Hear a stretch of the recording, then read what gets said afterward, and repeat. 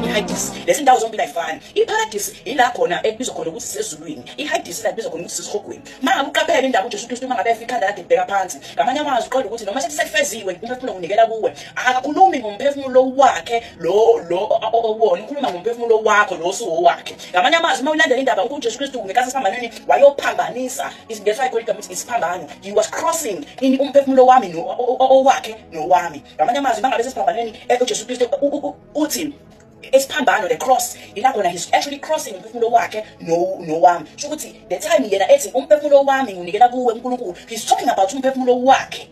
Umphefumulo wami. Sho ukuthi mangabe umphefumulo wami unikela kuwe, at that time he was surrendering our spirit, but ulesa spirit asisurrendayo ispirit esingasanaso isono ngoba isono sisithathile. Sho ukuthi cross ukuthi wena umphefumulo wakho unesono noma unaso isono, mina ngizothatha lo wakho unesono khona mina ngizohamba ngeHades hayi eParadise. Ngizohamba ngeHades ngiyobhekana nani? Ngiyobhekana nokufa.